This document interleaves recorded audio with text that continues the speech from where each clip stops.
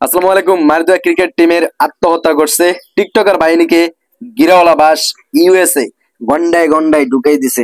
যে ইউএস কে তারা নর্মাল মনে করছিল, যে ইউএস আমরা প্রথম ম্যাচ হারছে মনে করছি আসলে ইউএস হয়তো মোটামুটি বড় দলের সাথে যে অ্যাক্সিডেন্ট যেরকম হয় বাংলাদেশ হয়তো এরকম অ্যাক্সিডেন্ট হয়েছে না। ইউএসএ কিন্তু সেটা দেখাই দিছে। আজকের গতকালকের ম্যাচে তারা যেই লেভেলের খেলা দিছে, তারা মনে হচ্ছে যে কোন ক্রিকেট টিম ভাই, টি-20 তে মনে হয় তারাই সেরা। যে বাংলাদেশের গুয়ালা প্লেয়ার রেডি দিয়ে টি-20 ওয়ার্ল্ড কাপ খেলবে, ওদেরকে জুতা পিটা করে এক একটা চেহারা বসকাই দেওয়া দিয়ে ফাটানো উচিত।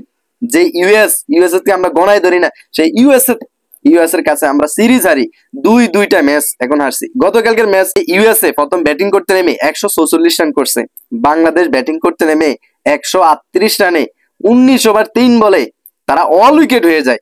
অল উইকেট, তাও সব তারকা, যে তারকাদেরকে নেওয়া হয়েছে অলরাউন্ডার সাকিব আল হাসান, এরপরে আমাদের নাজমুল হাসান শান্ত ভাইয়া, এই ভাইয়ারে বসকাই মুখ বসকাই পাঠানো উচিত। নাজমুল হাসান শান্ত যে ক্যাপ্টেন্সি দায়িত্ব পালন করে সে টি-20 তে স্ট্রাইক রেটটাকে অ্যাকশন নিছে। কালকের ম্যাচও তিনি 34 বলে 34 রান করছে, এটা বলে টি-20 ম্যাচ খেলে সে যদি ব্যাট করতে নামে মনে হচ্ছে যে টেস্টে খেলে। এই টেস্টে ক্যাপ্টেন যদি এরকম টেস্টে খেলে, তাহলে অনেক খেলোয়াড় যারা আছে পরবর্তী তারা কি খেলবে? তারা এর মতো না, ঠেকাইতে ঠেকাইতে ফটাফট শেষ। প্রথমে লিটন দাস আছে, কিন্তু লিটন দাস সবচাইতে বেশি খুশি, কারণ হচ্ছে লিটন দাস ভাইয়ারে বাদে আমাদের জুনিয়র তানজিদ হাসানকে নামানো হয়েছে। সেই তানজিদ হাসান কিন্তু 19 রান করছে, তাও ভালো করতে পারে নাই। এরপরে আমাদের সৌম্য সরকার ভাইয়া হাঁস ডাক দিছে। এরপরে তাওহিদ হৃদয় করছে 19 রান, সাকিব আল হাসান করছে 30 রান, মাহমুদুল্লাহ রিয়াদ তাই করছে 3 রান, জাকির আলী তো আর কি বলবো।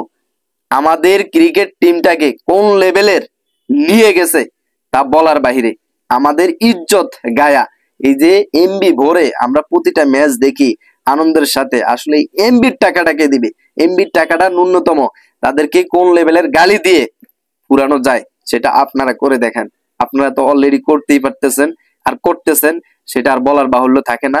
তবে বাংলাদেশ ক্রিকেট টিমটা যে অধপতনের দিকে যাইতেছে সেটা ইউএস এর সাথে ম্যাচ হইতেছে, সেটাই দেখা যাচ্ছে। লাস্ট ম্যাচ আছে যে নাজমুল হাসান শান্ত ভাইয়া সংবাদ সম্মেলনে এসে বলতেছে আমরা 2টা ম্যাচ হারছি, পরের ম্যাচ আমরা কামব্যাক করব। তোদেরকে জুতা ফিটা করা উচিত, জুতা ফিটা। কোন লেভেলের জুতা ফিটা আছে? সিরা জুতা যেটি আছে, কাইসা যেটি আছে, এটি দিয়ে পিটানো উচিত। যে ইউএস এর সাথে 2টা ম্যাচ হেরে তারা সিরিজ হারছে, আবার বলে কামব্যাক করবে। আলার ঘরে হালারা, তোরা পরের ম্যাচও কোন দুর্দান্ত লেভেলের হারবি সেটা দেখবি। তারা 200 স্ট্রাইক রেটে রেখে তারা 200 স্কোর করবে, তোদেরকে ছুড়ে মারবে, এরপরে তোরা অবস্থা করবি এরকম এরকম অবস্থা করবি। ইউএস এর সাথে ম্যাচ খেলতে গিয়ে আমাদের তারকা তারকা যারা ওয়ার্ল্ড কাপ খেলবে, যে ওয়ার্ল্ড কাপ এনে দিবে, তাদের অবস্থা দেখে আমাদের লজ্জায় মাথা আজকে নিচু করে ফেলতে হয়। কারণ হচ্ছে ইউএস যেই লেভেলের খেলা দিতেছে, মনে হচ্ছে তারা শ্রেষ্ঠ লেভেলের সেরা খেলাটা দিতেছে, তারা টপ নাম্বার 1-2 তে আছে।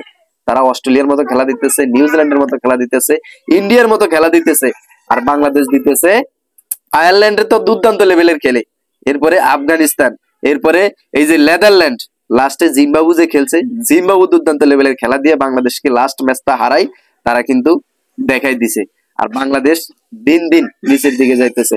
কারণ হচ্ছে একটাই, বাংলাদেশ ক্রিকেট টিমটা একটা রাজনৈতিক প্রেক্ষাপটে গেছে গিয়া, যেই কারণে আমাদের প্রকৃত খেলোয়াড় যারা যারা ভালো খেলে, যাদের গুণগত মান আছে, তাদেরকে নেওয়া হয় না।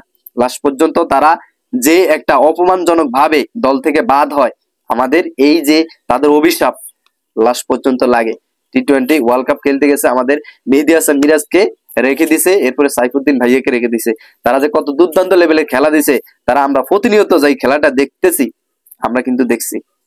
এখন আস্তে আস্তে ভুগতেছে আর লজ্জাজনক হার বহন করতেছে। বাংলাদেশ ক্রিকেট টিম যে আইসিসি একটা র্যাঙ্কিং তালিকায় থাকবে বা লিস্টে থাকবে, এটাও থাকবে না, এটাও ছেড়ে দিতে হবে। তো এই মায়ের দোয়া ক্রিকেট টিম আর এই টিকটকার বাহিনীদেরকে জুতা পিটা করা উচিত, যে জুতা পিটা করে তাদের চেহারা বসকাই দেওয়া উচিত। আমাদের দেশকে রিপ্রেজেন্ট করার দূরের কথা, তারা রিপ্রেজেন্ট করতেছে, তারা বাংলাদেশ ক্রিকেট টিমটাকে ধ্বংস করে রিপ্রেজেন্ট করতেছে। যেই ধ্বংসের মূলে এখন আমাদের বিসিবি যারা দায়িত্বে আছে তারা তো আছেই, এরপরে আমাদের নাজমুল হাসান শান্ত ভাইয়া যে ক্যাপ্টেন দেওয়া হয়েছে তাকে, কি ক্যাপ্টেনের যোগ্য হয়, কিভাবে যোগ্য আমরা নিজেরাও জানতে পারি না। সে ক্যাপ্টেনের যোগ্য, তার নেতৃত্বে ওয়ার্ল্ড কাপ খেলতে গেছে, ইউএস এর সাথে 2 ম্যাচ টানা হেরে তারা গিরওয়ালা বাস গনে গনে নিতেছে। আর কি বলবো, আর কিছু বলার নাই। আপনারা যা বলার আছে সবগুলো কমেন্টে বলেন, আর যেভাবে বলেন আপনারা বলে আপনাদের মুখের যে তৃষ্ণাটা মিটান। আমার মুখের তৃষ্ণা মোটামুটি আমি মিটাইছি। এদেরকে আমি যদি অন্তত পাইতাম জোতা সিরা জোতা কোনটা আছে, এরপরে কাইসা ঠুন্ডা কাইসা কোনটা আছে, সেটা দিয়ে তাদেরকে ঝাড়ু দিয়ে মোটামুটি একটা ফ্রেশ করে ফেলতাম। তো ভিউয়ার্স, আজকের ভিডিওটি এই পর্যন্ত। ভিডিওটি যদি ভালো লাগে চ্যানেলটিকে সাবস্ক্রাইব করে রাখবেন পরবর্তী ভিডিও পাওয়ার জন্য। আল্লাহ হাফেজ।